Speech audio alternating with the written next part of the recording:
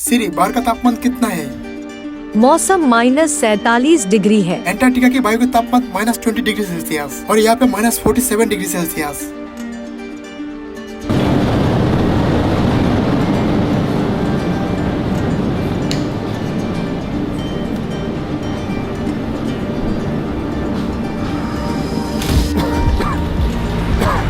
हमारी लंग्स इस तापमान में यूज टू नहीं, इसीलिए हमें खांसी आ रही है। यहाँ का मौसम बहुत ही कोल्ड एंड ड्राई है और यहाँ पे बहुत ज्यादा लोग रहता है, लगभग 3 लाख के आसपास। यह कुछ चाका रिपब्लिक का राजधानी है। ये एक ऑटोनोमस रीजन जो कि बाद में जाके रशिया के साथ एलाइज हो गया था। ये नॉर्थ पोल से 280 माइल दूर में अवस्थित है। तब से ये साइबेरिया का सबसे उत्तर पूर्वी बिंदु है और इसीलिए ये लगभग बाकी दुनिया से आइसोलेटेड रहता है।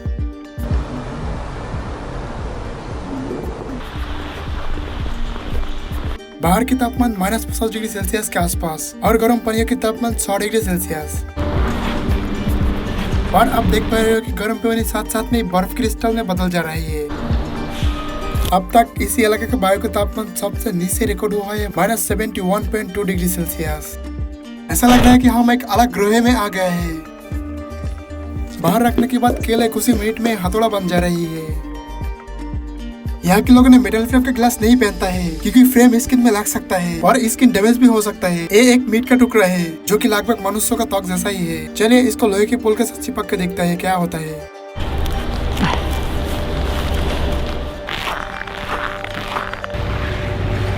जैसे कि आप देख पा रही हो, ये नेचुरल गैस पाइपलाइन है। ये सभी को मिट्टी के ऊपर रखना होगा और नहीं तो ये भी जम के बर्फ बन जाएगा। असल में शहर के नीचे 100 फीट तक बर्फ के स्तर जम के रहता है। देखिए ये एक नदी पर पूरी तरीके से जम के बर्फ बन गया है। सोवियत युग में जिस लोगों ने स्टालिन का विरोध किया था उन सभी लोगों को इसी इलाके में भेज दिया था। असल में यहाँ पे रहने वाला लोगों में से कुछ उन्हीं लोगों का नतीपुती है, इसीलिए इसको कहते हैं देश निकालो का देश। पर यहाँ पे अब सब कुछ नॉर्मल है। हम इस जिंदगी को बर्फ की नरक बोल सकता हूँ। हम जितने भी कपड़ों से शरीर को गर्मी करने के लिए कवर करके रखो पर वो भी कम ही है।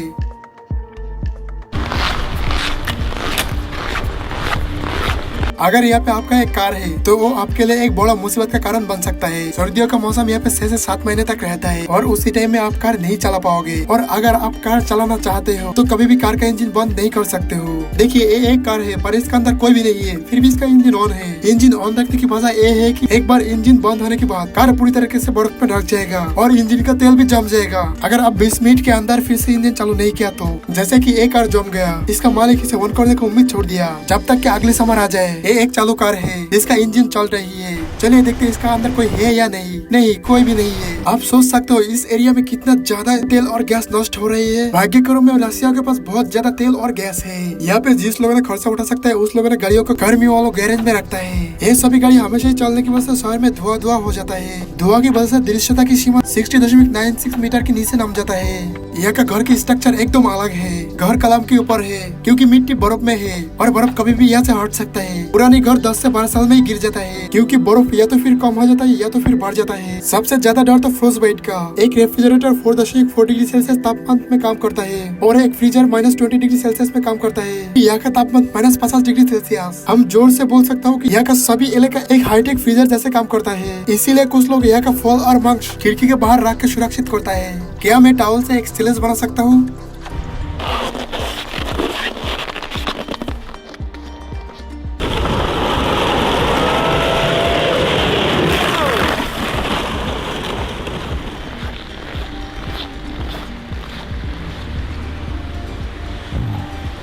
मैं फोटो खींचने के लिए कुछ मिनट के लिए मेरे हाथों के ग्लव्स खोला था और अब बहुत ज्यादा दर्द हो रही है। आंखों का साइड भी जम गया है। मैं बर्फ से बचने की कोशिश कर रहा हूँ। अगर आप 15 मिनट से ज्यादा बाहर रहते हो तो आपका स्किन बर्न और सांस लेने की प्रॉब्लम में भुगत सकते हो। ठंड जिसका शुरुआत होता है निडल काटने का दर्द जैसे फ्रोस्ट बाइट, इसके बाद अनुभूतिहीन और अंत में मृत्यु भी हो सकता है।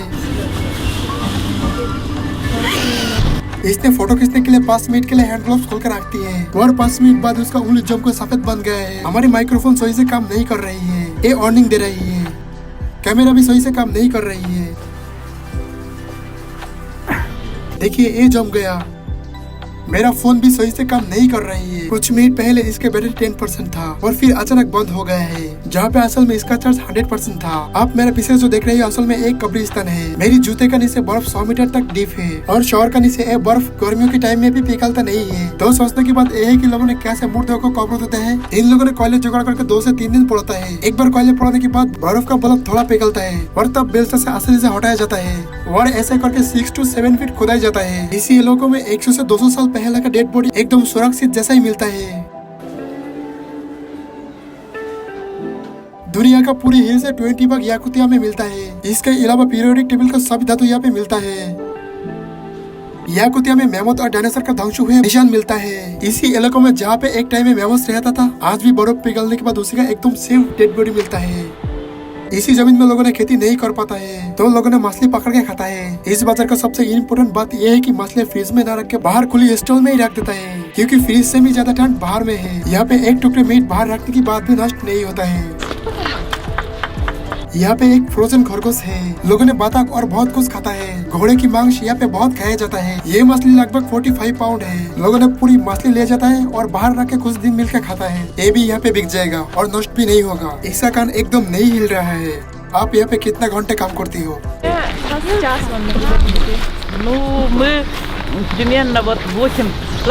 कितना दिनों से आप यहाँ पे काम कर रही हो? आपके शरीर में कितना कपड़े पहन के रखी हो? Кофта. И вот такие эти. И вот. ये लोगों ने ऐसा पश्मी के जूते पहन के रखते हैं कि मिट्टियों से ठंड पैर में नहीं आ पाए। याकुतियन लोगों में से अधिकतर लोग तुर्कियों से यहाँ पे आया था और मोट लोगों का 38% रशियन।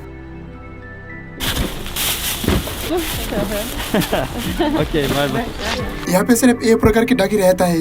अनफॉर्चुनेटली बिल यहाँ पे नहीं फंस पाता है।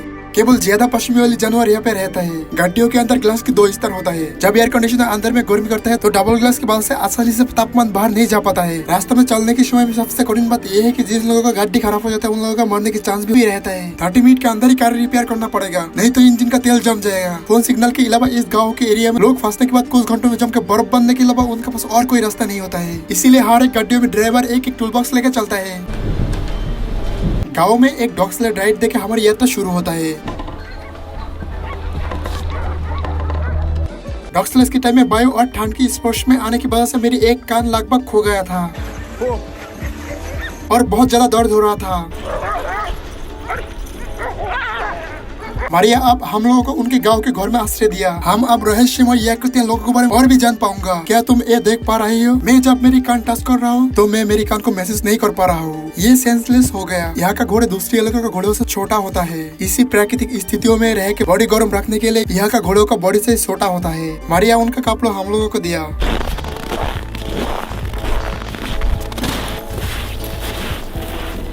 ये रुकी हुई नावों को देख के आप बोल सकते हो कि हम जहाँ पे हट रहा हूँ ये एक झील है।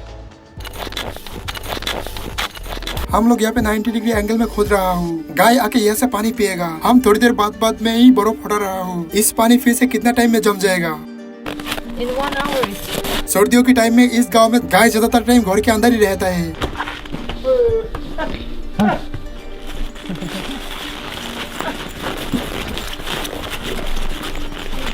गाय ओके कभी ठंड नहीं लगता है क्या? They do, of course.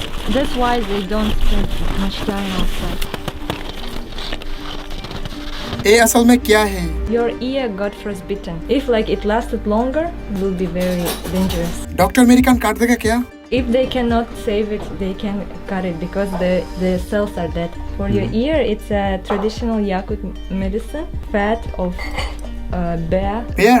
Yeah, my father took it from hunters. Oh.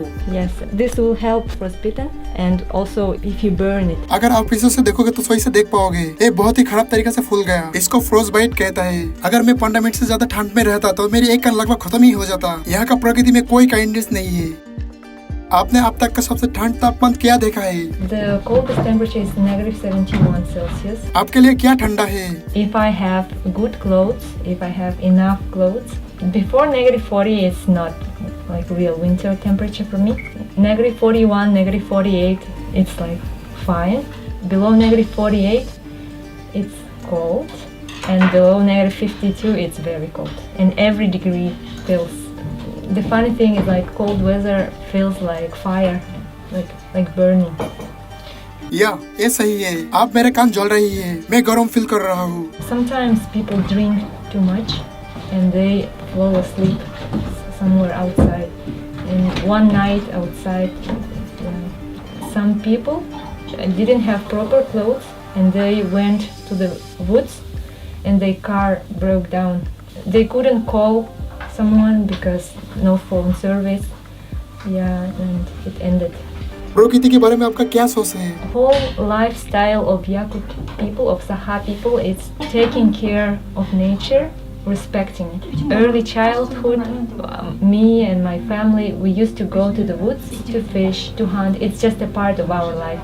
And we always remember that we are not the owners of this land. We are just guests. For example, we always make a ritual. When we go to pick some berries, we always take a little food with us. We leave it on the ground and say, nature, please share with us.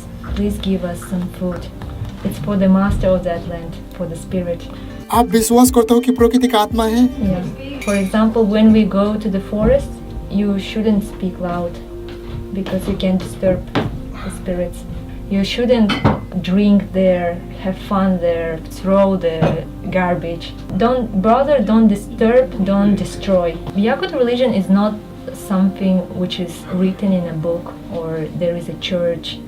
Like there is one center of our religion, but it's not something that, like in other religions, that we do every day. We should pray. We don't do something like that. But it's in our mind, it's in our lifestyle, and it's all related to nature. आपके पास जो कुछ है, इसीलिए आप प्रकृति और भगवान को धन्यवाद देती हो क्या? Yeah, the gods are nature. Yeah. Our gods are like part of the nature. अब मैं समझ पा रहा हूँ कि क्यों आप यहाँ से साउथ पार्ट में नहीं चले जाती हो, पर फिर भी यहाँ पे रहना तो एक तरीके का टॉर्चर जैसा। It's a torture for you, but not for us. The first reason is my family. Like my family is here, and for me the best is to be close to my parents, to my brothers. And secondly, I like the nature here. It's very pure. Like the ecology is very pure, and it's for me and for my future children, breathing fresh air. It's very important. Third, because of our culture, I want to preserve our language, our traditions, and give them to the next generation. Yakutia में summer भी है। जुलाई के महीने में गौड़ में हर दिन तापमान 19 degree Celsius रहता है। ग्लोबल वार्मिंग की वजह से बर्फ पिघल जा रहा है और डेड बॉडी उठ के ऊपर आ जा रहा है, और हजार सालों का पुरानी वायरस अंदर से ऊपर आ रहा है, जो कि मॉडर्न सिविलाइजेशन कभी नहीं देखा। जब यूरोपियन लोगों ने नॉर्थ अमेरिका में गया था, तब उन लोगों के साथ जो फ्लू वायरस वहाँ पे गया था, और वही वायरस ज्यादातर नेटिव अमेरिकन को मार दिया था। जहाँ पे नेटिव अमेरिकन 100 साल से भी ज्यादा बाहर की दुनिया से अलग था। फ्लू हम लोगों को मार नहीं पाया था क्योंकि हम लोगों का इम्यून सिस्टम स्ट्रॉन्ग था। ऐसे करके जो प्राचीन बीमारी और वायरस जिसका प्रतिरोधक क्षमता हमारी नहीं है, इसी एरिया में बर्फ गलने के साथ बाहर रोशनी में आ सकता है और दुनिया का बहुत ही खराब हालात हो सकता है। Thank you for watching. इस वीडियो सीरीज का पहला पार्ट है। इसका और भी 3 पार्ट है जो कि इससे भी ज्यादा इंटरेस्टिंग है। अगर आप मिस नहीं करना चाहता हो तो प्लीज वीडियो को लाइक करके चैनल को सब्सक्राइब करके हमारे साथ रहे। अब यहाँ पे विदाई ले रहा हूँ।